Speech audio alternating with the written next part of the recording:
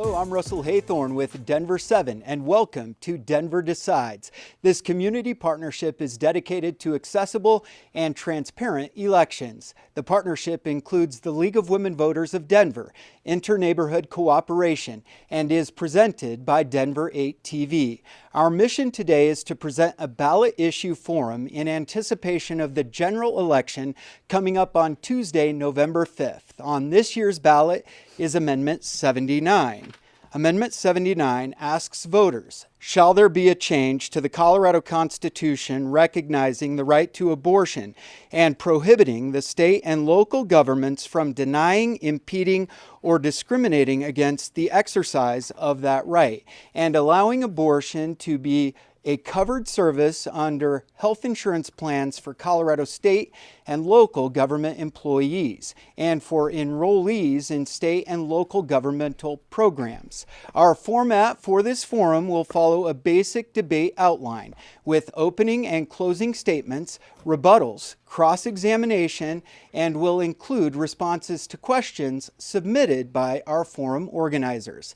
Let's begin by meeting the participants who will discuss the pros and cons of Amendment 79. Beginning at my right is Danny Newsom, Director of Strategic Partnerships for Cobalt Advocates and a designated representative for the Coloradans for Protecting Freedom campaign. She will be speaking in favor of Amendment 79. And on my right is Brittany Vesley, the Executive Director of the Colorado Catholic Conference. She will be speaking against Amendment 79. Welcome to you both, and studio audience, you can applaud. We will begin with 1-minute opening statements from both of our speakers. Danny Newsom, you're up first, offering your opening statement on Amendment 79. And you will have 1 minute, Danny. Thank you, Russell. Abortion is health care. So this ballot measure is critical because Coloradans should be able to make private, personal decisions about their health care without governmental interference. But without the protection of a constitutional amendment, the current statutorily protected right to an abortion can be taken away by a change in the legislature and the stroke of an anti-abortion governor. Right now, our access to abortion depends on our health care. Proposition 79 will make sure that all Coloradans have access to protected health care. And all Coloradans have access to protected health care, not just private, those with private health insurance who currently enjoy that now. State employees like teachers, like firefighters, librarians, and other people with state health insurance don't have access to the abortion care that those with private health insurance do. So this is also about fairness. Health care shouldn't be available only to those taxpayers with private health insurance, but it should be available to all taxpayers. Danny, thank you for that opening statement. And now, Brittany, it is your chance to offer an opening statement. You also have 1 minute. Good evening. Thank you, Denver Decides, for having me. I'm a mother of 3 young children, and I know well the pressures that are placed on working mothers. I'm also a millennial and believe the younger generations have a different opinion than our parents did who grew up in the era of Roe v. Wade. Roe only restricted abortion after viability. Now, post-Roe, abortion advocates in Colorado already have what they want, the 2022 Reproductive Health Equity Act that allows abortion for all 9 months of pregnancy. That's what's shocking here today. What more do pro-abortion advocates in Colorado want? Here's what's hidden in the amendment. 79 removes any common sense safeguards to abortion, including parental notification for minors that are coerced into abortion. It permits unregulated abortion on healthy mothers and healthy babies for all 9 months. And it even removes the current protection prohibiting taxpayer funding for abortion. Our polling showed that if Coloradans on both sides of the political aisle knew what this amendment would do, they would vote against it. Amendment 79 is extreme, and it goes too far even for those who support abortion access. Brittany Vesley, thank you for your opening statement.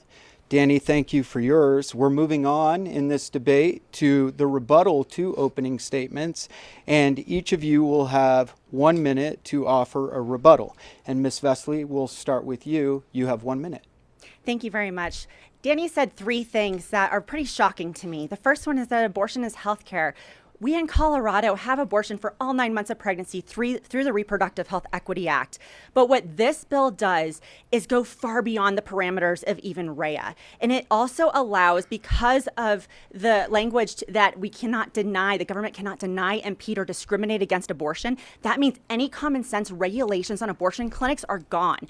That's unsafe for women. That means that abortion clinics are not held to the same standards as hospitals, especially in emergency situations, and ultimately will hurt women in emergency situations.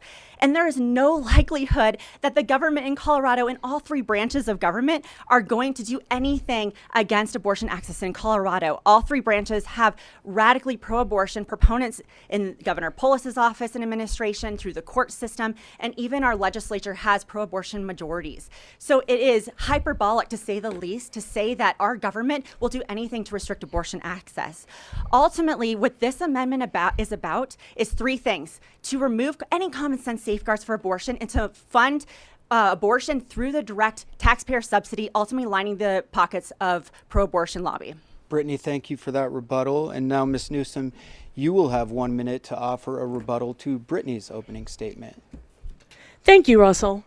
The Reproductive Health Equity Act is statutory protection. Statutory protection can be overturned with a change in the state legislature and with an anti-abortion governor. So what this will do was add an extra layer of protection against politicians, and religious partisans who would try to inject their personal religious or moral beliefs on the rest of us. And that is why we need a constitutional protection. Secondly, I believe Brittany said that Proposition 79 would repeal parental notification. Proposition 79 has nothing to do with parental notification. Currently, a minor under the age of 18 who's seeking abortion care must notify a parent of one parent or a guardian of their intent to obtain abortion care. Proposition 79 does nothing about parental notification. Those are two separate issues. Taxpayer funding. Right now, we in Colorado, we have private health insurance, which must Danny, cover. thank you for that. Oh, wow. Ran out of time there. Thank you for that rebuttal. We'll have plenty of time. We're now you. entering the cross-examination portion of this debate. And in this cross-examination round, we'll begin with Danny. And you will have the opportunity to ask a question of Brittany, and then Brittany will have 1 minute to respond. So Danny, please offer your first question in this cross-examination round to Brittany. Thank you, Brittany. According to the American Medical Association, abortion is health care. So why should a religious or personal belief limit or ban someone else's ability to access health care or someone else's religious or personal beliefs, especially when the Constitution's First Amendment prohibits government from recognizing religion? Brittany, you have 1 minute to respond. Thank you very much. Thank you for that question, Danny. So the American Association of OBGYNs and the Guttmacher Institute, which is the policy arm of Planned Parenthood, have both said that the language impede, discriminate against, or deny is a way to remove any type of common sense abortion restriction in the state of Colorado or across the country. This is a playbook of the other side. That includes parental notification, because parental notification is listed on Guttmacher's website, and parental notification gone with Amendment 79. This common sense safeguard for abortion means that a minor who's 15 years old could be coerced into abortion by their boyfriend or their school counselor, and their parents have no right to know. This was a debate we had during the Reproductive Health Equity Act, and it's something that intentionally the pro-abortion lobby has put those three things in the amendment, and don't be fooled: deny, discriminate, and impede against, and that removes parental notification, any safeguards, common sense safeguards for abortion. Brittany, thank you for that response. And now it's your turn to ask a question of Danny. And Danny will have 1 minute to respond. Brittany, your question. Danny, why do you want a legal framework in Colorado that goes far beyond Roe v. Wade, even eliminating parental notification? Meaning a 15-year-old girl is pressured into abortion and her parents will not have a right to know. Do you believe that parents should not be involved in their child's reproductive health decisions? Danny, you have 1 minute. Thank you, Russell. Brittany, I will state again that Proposition 79 says absolutely nothing about parental notification. Parental notification was passed by Colorado voters in 1984. It's a constitutional amendment, and this amendment says absolutely nothing about it. The Guttmacher Institute doesn't have anything to do with Colorado. It's a respected source, but it doesn't have anything to do with Colorado, so you're injecting untruths into this discussion. Again, Proposition 79 has nothing to do with parental notification and does not repeal the requirement that a parent be notified of a minor's intent to obtain an abortion. Also, the common sense restrictions that you are talking about. Abortion is health care. Why would you have a restriction? Every pregnancy is different. Every pregnant person is different. You don't know when something is going to wrong with a pregnancy. You don't know how something is going to go wrong with a pregnancy. Medical care must be provided. Danny, thank you for that. Moving on to round 2 of cross-examination, and we will start this time with a question from Brittany of Danny, and then Danny will have 1 minute to respond, and then Danny will ask Brittany another question. Thank you. Danny, where do you suggest the Colorado legislature cut the state budget to pay for out-of-state abortions and procedures? Cobalt is advertising for people to come to Colorado for abortion, and we have seen a significant increase of out-of-state abortions since Roe v. Wade was overturned by Planned Parenthood in the Rocky Mountains, is citation of their own data. Where will the state money come from to cover travel and procedures for these people coming into our state, especially now that Cobalt has announced that it's capping private funding for abortions? And Danny, you have 1 minute to respond. Thank you, Russell. Brittany, the Nonpartisan Legislative Council issued a fiscal note with Proposition 79. That fiscal note is zero. There's actually zero impact on the state budget. Furthermore, the Blue Book also states that there is a zero impact. In Colorado, of course, we have the Tabor Amendment. Tabor requires that any statewide amendment that is going to have a fiscal impact, we must state, the proponents must state that. Well, we didn't have to state that because the state legislative council said there is no fiscal impact. So therefore, the state government is not going to have to cut their budget. Also, you were talking about Cobalt advertising. I don't know what advertising you're talking about. Because of abortion bans, we have a record number of people coming to Colorado to seek abortion care, but that has nothing to do with the state budget. Danny, thank you very much for that response. Cross-examination, round 2. We're still here in round 2. And Danny, now it's your chance to ask a question of Brittany, and Brittany will have 1 minute to respond. Brittany, without the constitutional right to abortion, we'll continue to see government interference in our healthcare decisions like we're seeing in Pueblo right now. When you put the government in examining rooms, doctors are afraid to do their jobs. We're seeing doctors leave abortion-banned states to move to states where they can practice evidence-based medicine without the state government threatening their licenses or threatening to jail them. We have some of the best doctors in the country. Brittany, are you prepared for an exodus of those good doctors? Brittany, you have 1 minute. Thank you. A federal ban does not survive scrutiny under the U.S. Supreme Court's Dobbs decision, which gave authority for abortion legislation back to the states. The pro-abortion lobby in Colorado already has what it wants with the 2022 Reproductive Health Equity Act and their subsequent 3 abortion laws. Abortion for all 9 months of pregnancy, including health coverage for abortion. The Colorado court system, the state legislature, and Governor Polis' administration are all abortion activists and will not scale back or ban abortion access in Colorado, including in Pueblo. That's something the Attorney General has already said. Amendment 79 is a solution in search of a problem. It is reckless, extreme, and unnecessary. It results in parents not knowing if their young teenage daughter is coerced into abortion by her boyfriend or her school counselor. It forces taxpayers to spend millions of dollars on abortion each year, and it permits abortion on healthy mothers and healthy babies. And just to respond to the removal of Section 50 of Article 5, which is part of the amendment, is intentional to allow for a direct allocation from next year's legislature, millions of dollars for abortion. It's what Oregon did a couple years ago, and it's what Colorado will do too. Brittany, thank you for that. Moving on to the final round of cross-examination, and each of you will get the opportunity to ask one more question of your opponent. And in this round, we are going to start with Danny, a question for Brittany, And then Brittany, you will have 1 minute to respond, and then Brittany, you'll get your chance to ask one final question. So Danny, go ahead. Women are dying and women are losing their fertility in states with abortion bans. But because they can't see the doctors they need to, or because the doctors are afraid to do their jobs, they're not able to treat them. States with abortion bans have the highest rates of maternal and fetal mortality. Why, Brittany, would you want to bring that to Colorado? Brittany, you have 1 minute. Thank you very much. Again, the pro-abortion lobby already has what it wants in Colorado, and the Dobbs decision returned abortion legislation back to the states. So the southern states do not have the same political climate as the state of Colorado, and their laws and their court systems have nothing to do with Colorado. Abortion access is already law in the state of Colorado. So that's why our viewers need to ask themselves, what does Amendment 79 actually do?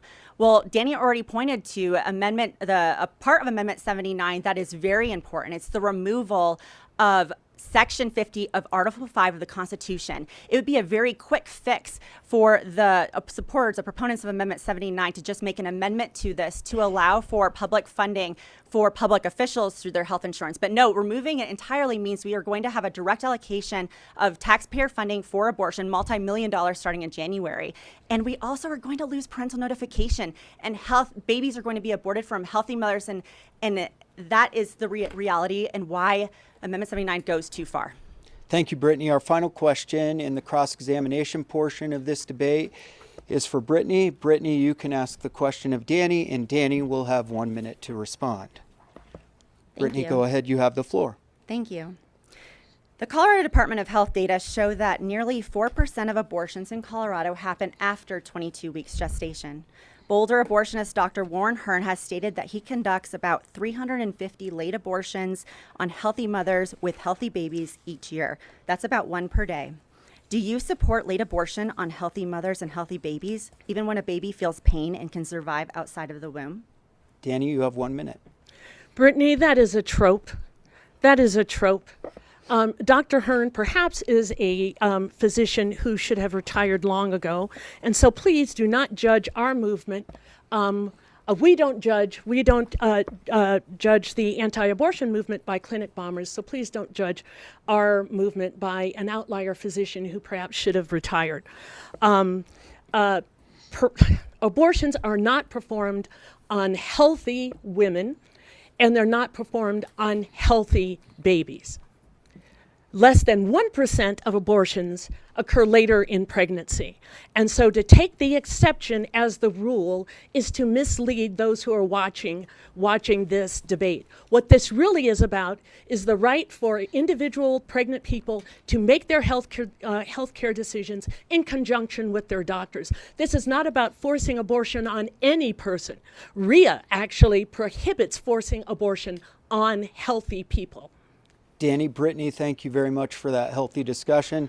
We are now moving on to organizer-submitted questions, that portion of our debate. Speakers will respond to questions submitted by the organizers of this forum, and each of you will answer each question, and you'll each get 1 minute to answer. And Brittany, we will start with you. You are here arguing against Amendment 79, and here comes the first question. Which Colorado citizens are most likely to be impacted by the passage or failure of Amendment 79? You have 1 minute. Thank you very much for that question. Every Coloradan should give pause to what 79 will actually do to their life. We already have the Reproductive Health Equity Act, which permits abortion for any reason for all 9 months of pregnancy. There are no restrictions for health of the mother, as Danny suggested.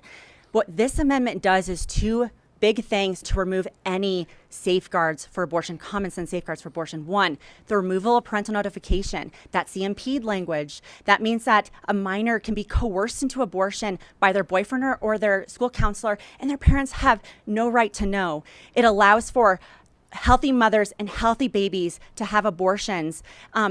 This is something that Colorado actually has far more of than even the CDC or the Colorado Department of Health reports, not only for Dr. Hearn, but from the new abortionist, Dr. Benedict Landgren, also the new care facility in Pueblo. There are many late abortionists moving to the state of Colorado, and this will grow under this. And it will also allow direct taxpayer funding for abortion, millions of dollars starting in January. Brittany, thank you for that. Danny, you have the same opportunity to answer that question.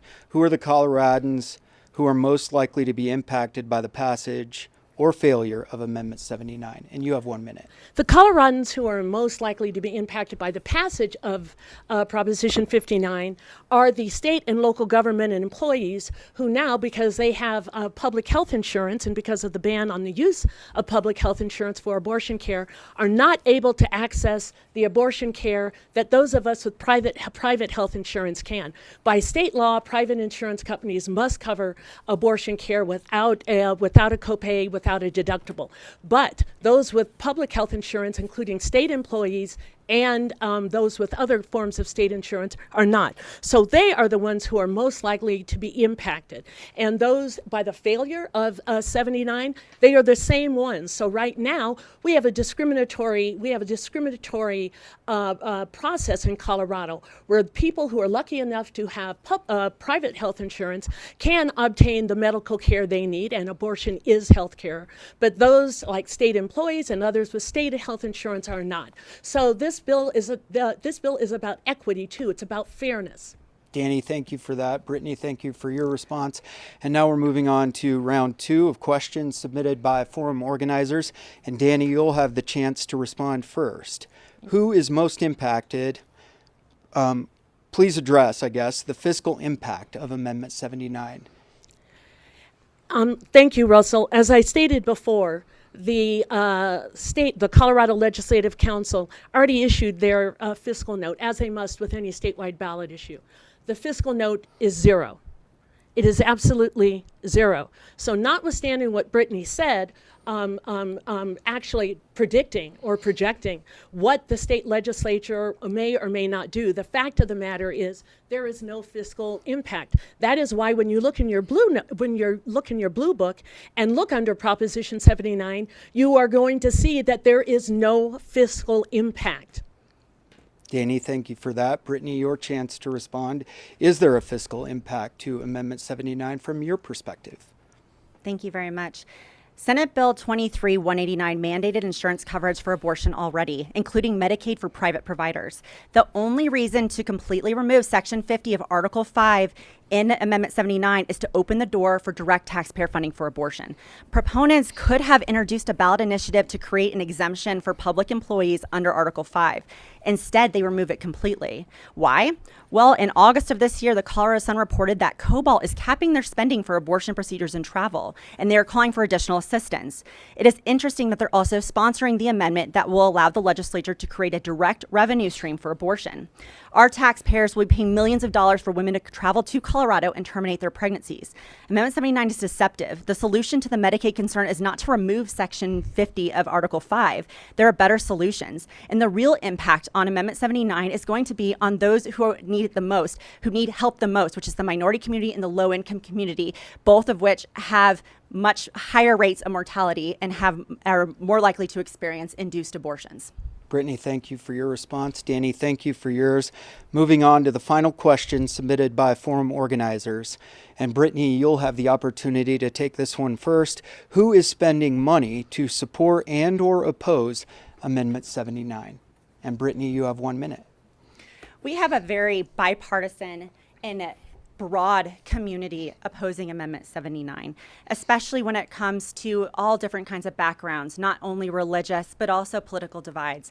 This is because Amendment 79 is so extreme that it creates some interesting bedfellows and bipartisanship opposing it. Amendment 79, again, it goes beyond any common sense safeguard for abortion. We already have the Reproductive Health Equity Act and the subsequent 3 abortion bills from 2022 and 2023 that allow for abortion for all 9 months of pregnancy. What this Amendment 79 will do is remove parental notification so minors could be coerced into an abortion by their boyfriend and parents have no right to know.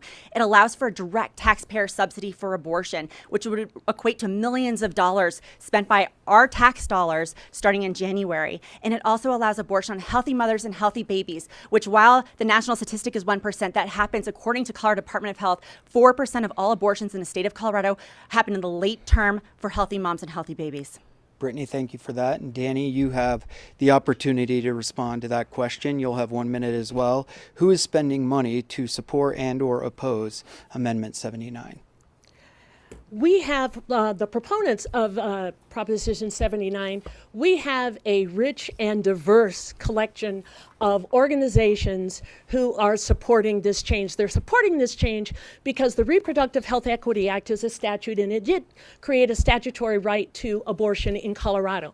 But statutes can be changed by a change in the majority of the legislature and by an anti-abortion governor. Constitutional protections, we see what's happening across the country.